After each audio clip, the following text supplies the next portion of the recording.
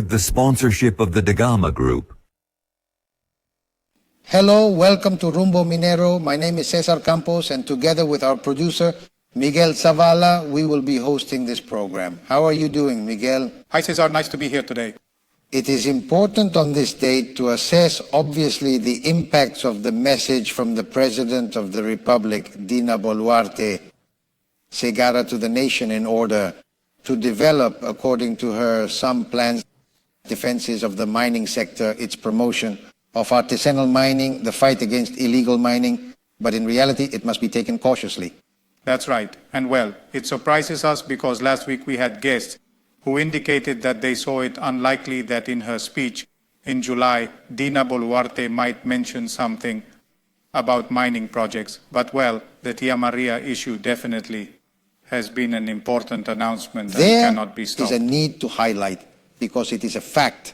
Remember that Alberto Taro, last year at Perumin, surprised everyone, not because he stopped being a person identified with mining development, that Tia Maria was not on the government's agenda, and it was like a cold shower because the then minister, Oscar Vera Gagurovich, on the contrary, had said that the government was committed to moving it forward. But this political assessment we will do in our edition today with two very important guests.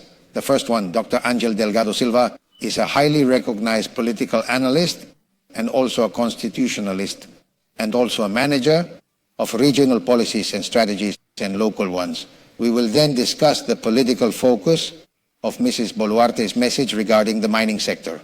That's right, Cesar. And we also have Pablo B'brien here, a historian and social management consultant and communications expert, to discuss illegal mining, insufficient proposals for a very important issue. So, you already know, don't miss our program, and immediately we go with Gabriela Chicoma and the main mining news of the week.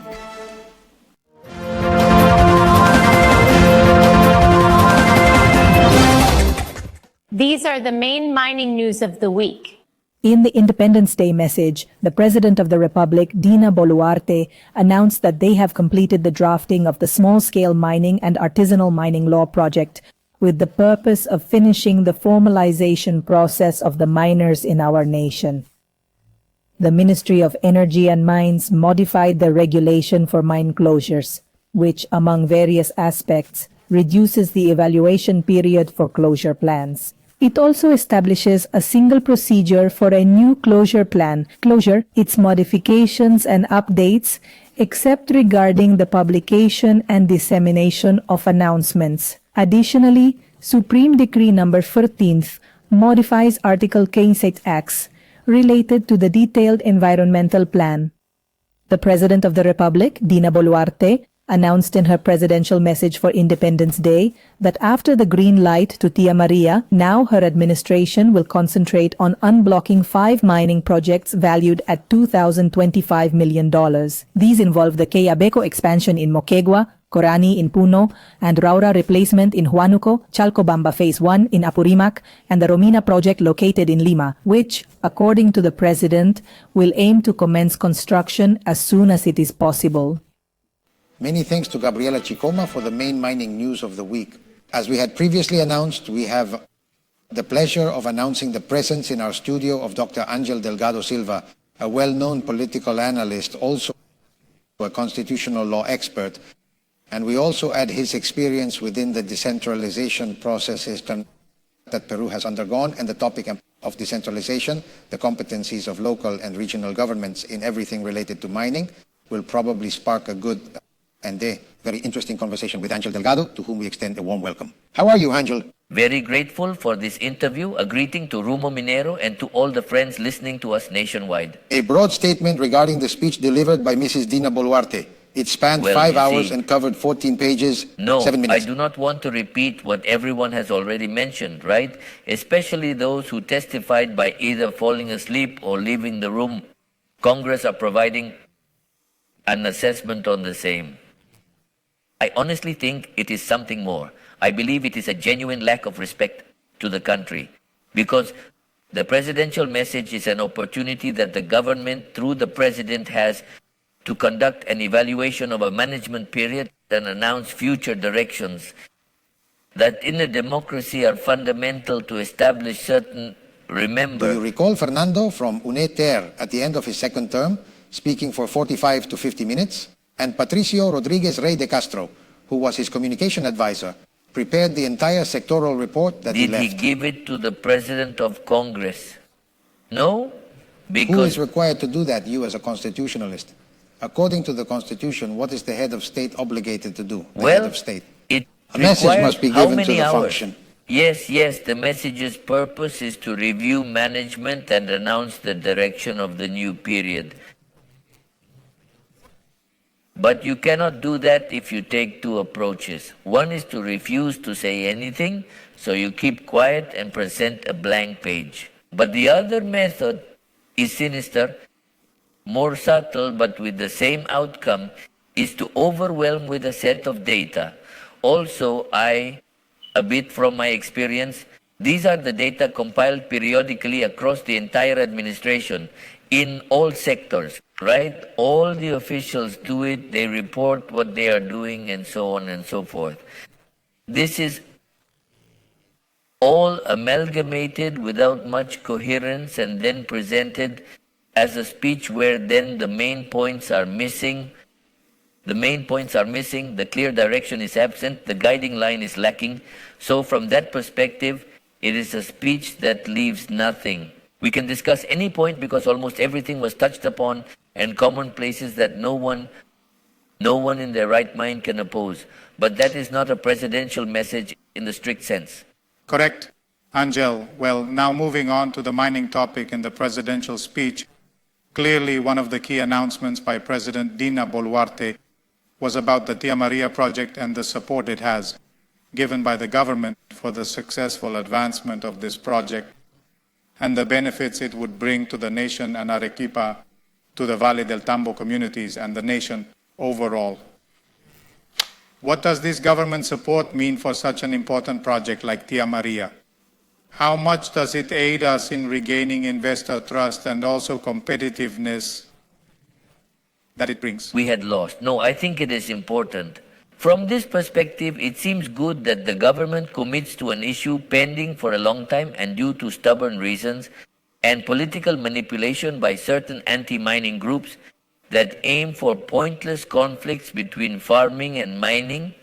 It has been delayed, missing the great opportunity where commodities, the value of minerals is rising in the global market, causing Peru to lose significant resources. So, this is a crucial issue in my opinion. The government must commit to this and other mining projects because they are essential for Peru's success, to have the needed currency to foster development, which has slowed down, decreased as we all know, and we can advance in the coming years the new direction towards the nation's progress and growth. So I think it's good that we hope this is not just words but a reality we can all celebrate together. If it is, we should thank and recognize Boluarte's government beyond any other consideration. It is shown in a clear commitment because you must remember that in Peru at the end of last year, then Premier Alberto Tarola was asked about the issue. He said it's not on the government's agenda. Surprised because honestly, Tarola has always given constant support to mining development. But the fact that it wasn't on the agenda left all of us in the sector a bit puzzled. Committing means we will support the flagship project, right? A set of projects, mega projects we have, which in this case, Aunt Maria, so that everyone else can move forward. Well, I think we should also give credit to the minister, right? To Romulo Mucho, I believe that it is. In short, I think recognition is due there, and I also think it's valid and positive. That in the presidential message, the president and the government commit fully to this project and push it forward beyond any obstacle. Drag others along. Of course, because this opens the door for trust to return and creates a virtuous and beneficial cycle of revival of pending projects that are still awaiting, and evidently Peru loses by not putting them to value. Let's address the issue of fighting illegal mining, as it has been referenced, also a summary of the operations carried out by the authorities. It's undeniable that some may have been successful, but analysts feel that the problem's breadth and depth isn't being tackled and the way to address it. Well, we are facing a truly complex issue. It's not a technical matter nor a sectoral one. You have said it encompasses a multiple dimension, and it's also an important social issue.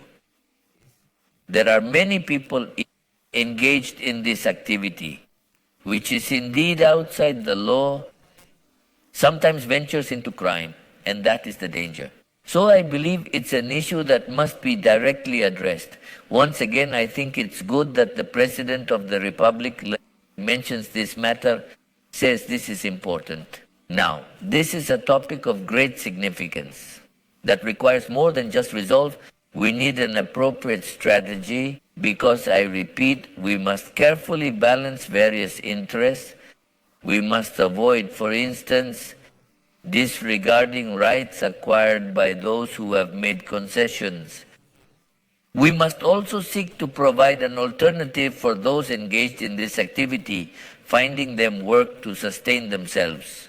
We should also consider that the gold produced doesn't go to other countries, but rather can help to capitalize the assets held by the central bank. Study decentralized experiences from many legal teams that have built this. And I just want to link it finally so that Miguel can ask you the next question about what you're mentioning, because regional governments, local municipal governments also have a duty in having contributed to all the bureaucracy, as Mercua says, not tramitology, because it's not the treaty of procedures, but the bureaucracy in Peru, sometimes halting the formalization process, and that has been a tangible issue that we see. Well, it must be done. It requires wisdom, tact, strategy, political decision, and planning. But I think it's crucial not to leave it without direction, without a clear path. It opens the way for any kind of criminal solution, and that's what we must avoid. That these activities, which are called informal or are in the shadows on the edge of legality, do not lead to or are not used by elements that in one way or another already venture into the criminal field. I think that's fundamental. And then that's where there must be a policy of firmness, a policy of repression, fighting criminals in certain areas. There are complicated areas like Patas in the Sierra de la Libertad. But I think we must grasp the social issue, and a joint strategy is needed. Anyway, it's a topic that I think it's good that the message pointed it out. It might outlast his government, but it's one of the issues we must resolve well, or else we'll face a problem. This is an issue of job opportunities, and we should see how, on the contrary, this production that is generated on the edges of legality could be utilized in a better way to generate an increased national output and promote the growth we all desire. Correct? Angel, we have only 1 minute left, and I wanted to ask, there's some concern within the sector about the appointment of Congressman Sarguana as president of the Congress, well, supposedly, linked to the issue of illegal mining. Do you think the congressman's presence as president could hinder the progress against illegal mining, and especially with the map issue, which it has already been announced that the bill is ready to be evaluated? Well, I really believe that. I don't know. Sometimes I get the feeling that we tend to exaggerate things, especially when I observe sectors on this side who allow everything to Mrs. Boluarte for the sake of governance. They become absolutely intolerant with a man who is not my favorite person. But if he is in the Congress, indeed, it's because he has managed to overcome any kind of legal impediment that would stop him from taking office. So the man is qualified to take any position in the Republic's Congress. And whether because of his origin, Madre de Dios, or because he was a manager in the regional government, or because he was a lawyer for representations of mining sectors, miners, or because he received 65 visits, I think that does not disqualify him. Also, we need to put things in their place. Congress does not govern. Congress oversees governmental actions. prepares laws, and laws are a collective process that starts from committees and requires broad majorities. The man may have all the vocations, all the interests, but if he cannot generate consensus, and that is far beyond any other commitment, if he can't get a consensus to pass a bill, period. And if that's the case, then the issue here is not about the Congress president, but all congressmen. I think we need to see it with prudence and not make demonizations. On the other hand, he is on a board that is multi-party. There are representatives from various parties, Avanza País and Fuerza Popular, among others, who will provide the correct balance. There is a board, a directive council, and a spokesperson's board. And one more thing, the entire Congress has an advantage.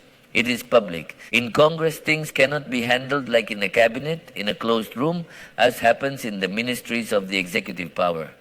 Ángel Delgado, thank you very much for being with us, and we invite you for the next time. Very much appreciated. Your analysis helps clarify what happens from a political perspective in the mining field. Ángel Delgado Silva, political analyst, was with us. Now to Gabi Chicoma and more information about Expo Mina. Thank you very much. Expo Mina Peru from the 12th to the 13th of September 2024 will be chaired by Luis Rivera, Executive Vice President of Golfes Americas. Highlight your brand through the various sponsorships we offer at Expo Mina Peru, networking opportunities, participation in exclusive activities, promotion in media outlets, along with other significant advantages. For more information, please visit our website at www.expominaperu.com. Entering our international block, American Mining, we welcome you, as always, from Wall Street, New York, to José Gonzales, the editor-in-chief of the international section of our magazine, Rumbo Minero, who always brings us updates on the dynamics of metal prices in the global market. José, it is always a pleasure to greet you.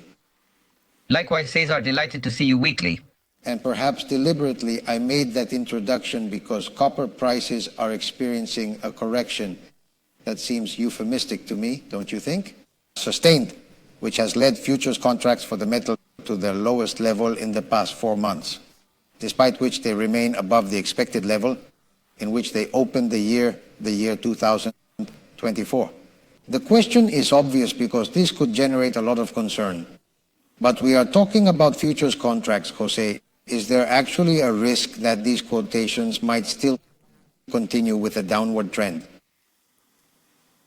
That's right, Cesar. Copper futures, which according to trading economics had extended their decline to $4 per pound. Remember, we reached $5.2 per pound, their lowest level in 4 months amid rising concerns about China's demand, are slightly recovering during this week as Chinese leadership pledged to intensify support measures for the economy. At the recent meeting of the Chinese Communist Party plenum, the Politburo announced its intention to stabilize market confidence to achieve the growth targets for this entire year. Weak business activity data in China have increased from the perspective of foreign investors in the country the likelihood of greater stimulus from the authorities. Manufacturing activity in China contracted at a slightly faster pace in July, while the growth of the services sector decelerated to a minimum of 8 months, showing a significant slowdown. As we have mentioned in the past,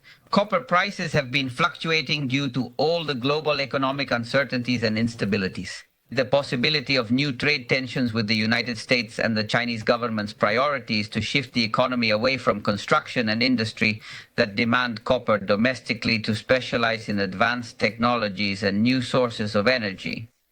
The impact of such policies aligns with China's customs data, which have shown that Chinese smelters rely on foreign customers for sales amid the annual increase of 187% in copper exports. Contradiction indeed. Domestic Chinese policy. Exports fundamentally demand from the West for the energy transition, showing a significant shift, which in turn concerns the markets due to the impact that such dynamics would have on the threats posed by trade barriers from both the United States and Europe. Such is the situation. Answering your question, Cesar, the long-term outlooks are not changing based on the value of copper. The medium-term and long-term outlooks, The announcement of the acquisition of Filocorp by BHP and Lundin Mining for an amount of $3 billion highlights the interest in copper assets. Filo holds copper assets in Filo del Sol on the border between Chile and Argentina, and BHP seeks to unify them with the Jose Maria operation of Lundin in the same region. The acquisition amount is just the beginning of a very large investment in a project that will require years and substantial capital to be developed, and that BHP justifies based on their projections, in the sense that the demand for copper will double in the next 2 decades. Jose, continuing with our coverage heading to Expo Mina within the framework of Confemin, I wanted you to give us more details about the forum on oil. What will its dynamics be and who will lead it? With pleasure, Miguel. As efforts to decarbonize energy generation through electromobility and the energy transition consolidate, and perhaps counterintuitively, humanity will consume more oil before reducing its consumption. As we had pointed out in a blog post a few weeks ago, Goldman Sachs forecasts that the demand for oil will rise between 1.5 million barrels per day and 2 million barrels daily each year in the coming decades, before stabilizing and starting to decline from the year 2050. Such a projection can create structural deficit conditions between supply and demand, as the oil market is currently balanced, but it could become unbalanced since the sources of global oil supply are limited. This situation forces all countries worldwide to plan for access to oil sources in the coming decades, also considering that oil and gas will be essential for the production of fertilizers and derivatives via petrochemicals. Considering these dynamics, the Oil Forum aims to focus on global dynamics in this regard and their impact on Peru. Since our production is insufficient, having potential production in the Amazon that requires a much greater exploratory effort, addressing complex environmental and social demands that are intricate. No one is better to guide us in this discussion than Pedro Romero, who chairs the forum. He is the International Vice President of Exploration at Occidental Oil and Gas Corporation, as in all other forums. We have 4 specialists who will discuss and make presentations with Pedro Romero, addressing all aspects related to the subject matter. See you at the Yoki Exhibition Center from September 11th to 13th. Indeed, Jose, we are now approaching rapidly with giant steps the realization of this version of Expo Mina, which has generated much interest among the stakeholders in the sector. And of course, we will be present with you and also connected next week from Wall Street, New York. Thanks a lot. Always a pleasure. Well, that was Jose Gonzales speaking from Wall Street, New York, the international editor of our magazine Rumbo Minero, which you can access in a completely free manner if you go online to the website www.rumbominero.com with all the information that Jose Gonzales has shared with you. This very important, interesting, and exciting topic about the future of copper, for example. You can find it in our magazine. You already know www.rumbominero.com completely, free of charge. So, Cesar, it's time to move on to the segment about ANSAC mining assets. The environmental situation in Loroya was very complex.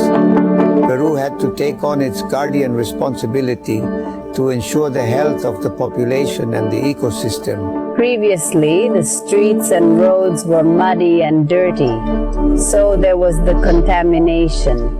And that has changed because it has been covered and remedied by mining assets. Everything that was poisoned has now been covered, let's say, the environment.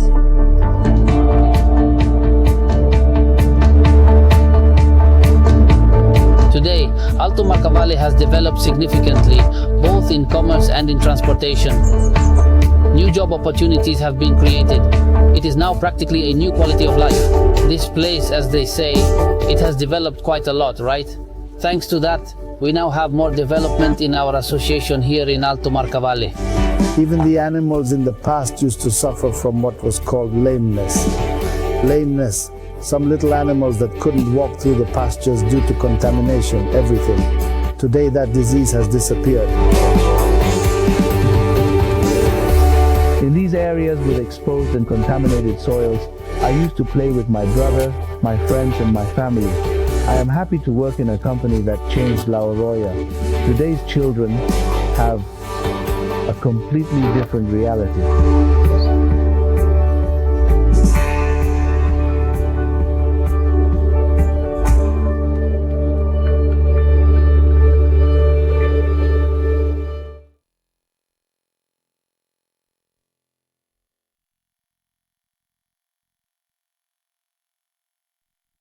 In our second interview for Rumbo Minero, we also have the pleasure of presenting Pablo B'brien, a friend of this house whom you know. He is a historian, expert in social management and communication, especially in the field of activities extractive. It's a pleasure, Pablo, as always, to have you on our show. Thank you very much, Cesar. How are you, Fidel Angel? We are in the entire process of analyzing the speech given by President Dina Boluarte. And we want to focus with you on the topic of announcements and the summary of the actions she mentioned in her speech about combating illegal mining. What was your first thought on how this topic was presented? Well, it's kind of the same reaction that I think everyone had, right? It's a detailed summary of the series of actions taken, as if we were living in the best of all possible worlds when we know this issue worsens every single day, right? We've discussed it many times throughout the year on the program, and we observe that the situation is worse than it was a few years ago. Therefore, this effort that the government supposedly made to hold this situation clearly hasn't been effective. In any case, what we could say is that regarding the specific issue of illegal mining, what they have shown as the biggest achievement is presenting this bill prepared by the Ministry of Energy and Mines to combat illegal mining when it actually is not. It is not really a promotion project for artisanal and small-scale mining where, let's say, this issue is addressed indirectly. But that is where one realizes that this situation, which should be a comprehensive effort involving SUNAT, MEF, the Ministry of the Interior, because there's a very serious internal issue, security, etc. And also the Ministry of Energy and Mines, OEFA, environmental agencies, and even, I would say, the Ministry of Women and Social Inclusion, because there's an issue of child labor, of labor. I understand well, forgive me, Pablo. Then there should have been two approaches. One, how will you combat illegality within the mining sector? And another thing is the promotion of artisanal mining. Absolutely agree. I mean, I think that's the gap in this proposal made by the government, which has some good things and some not so good things. But unfortunately, I don't see a comprehensive effort because, as I mentioned a moment ago, the problem with illegal mining is that you have child labor, women's labor, almost slave labor, wages not being paid as they should be.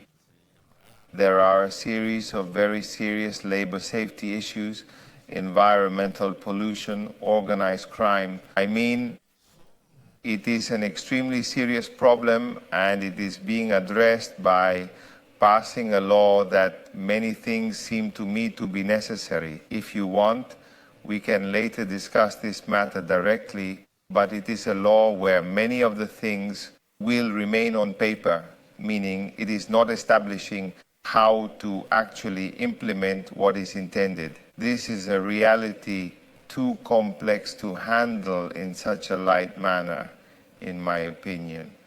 Pablo, I want to ask you a question I asked the previous guest before regarding the presence of Eduardo Zarguana as the President of Congress and how much his presence can influence the situation, perhaps to hinder progress in some way. What can be advanced in this matter in terms of combating illegal mining, the issue of the MAPI bill, which is crucial. Well, we know that he has also promoted some bills that could benefit those who might gain from them. Illegals in Madre de Dios with the issue of mining concessions. What is your opinion on that issue with Congressman Zarguana? Well, I think that there the alarms go off significantly because obviously he is a figure who's been linked to illegal mining. I think that even if he denies it, it is crystal clear he is deeply tied to this sector. We couldn't even call it artisanal or small-scale mining, but directly with some activities of illegal mining. And I think that is a major issue, very serious, very, very serious that we face now. Because imagine that the president of the one Congress is someone linked to the financial system. People would say, how can the financial system have this president? I imagine Mr. Saguana will abstain from engaging in all these projects where they want to benefit mining illegal and will stay on the sidelines and not rather be promoting them. But I think the opposite will happen, and it is likely that even this bill presented by MINEM, which, as I repeat, has serious flaws in my view, will not even pass, and more likely the rainfall will be extended indefinitely. Or that it will be what is often done in this country. Change the name to something else to say that rainfall has died, but now there is a system for mining formalization. So it will no longer be rainfall, but something else. And this permanent possibility for miners to carry out activities will continue to exist illegal, with a legal facade.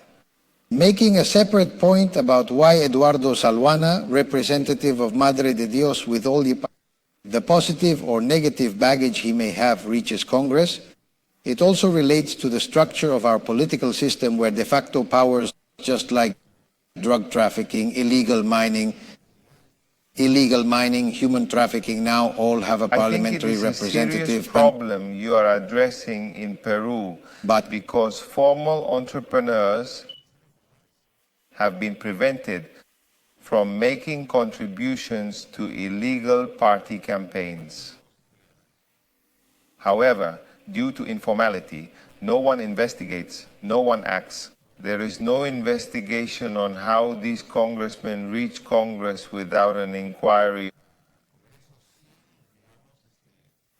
of how they finance their campaigns, etc. And we are seeing the series of interest issues we are already discussing. Even the Combi people, the individuals who operate the urban transportation We might have system, 48 political choices by the year 2026. And this already speaks of the systemic problem we have beyond the people, as Ángel Delgado said in the interview. Miguel Zavala mentioned, ultimately Salwana is held by the Directive Council.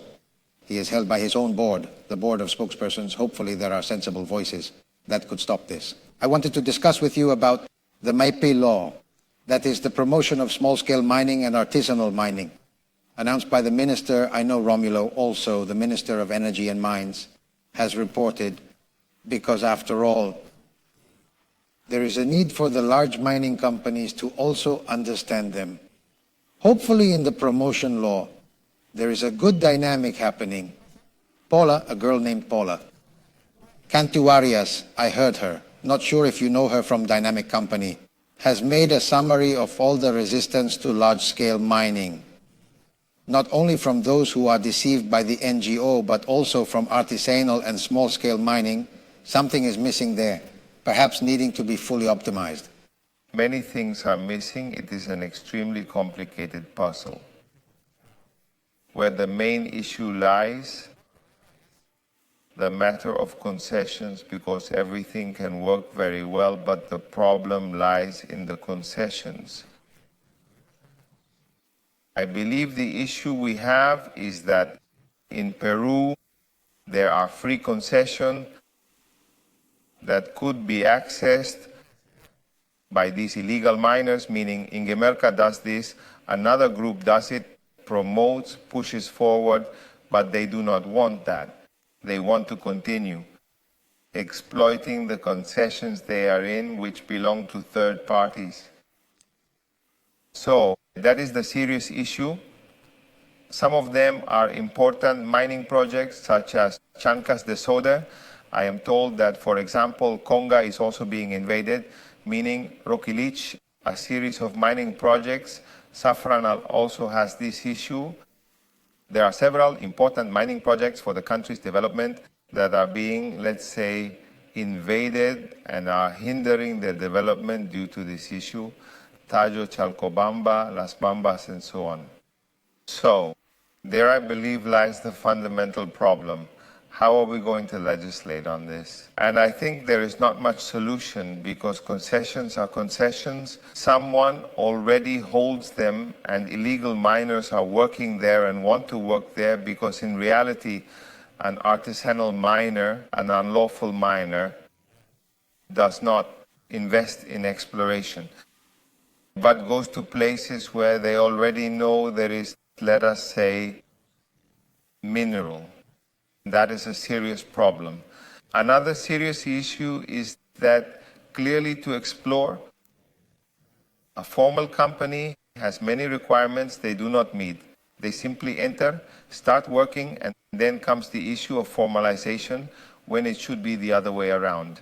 And that is a very serious problem we have right now.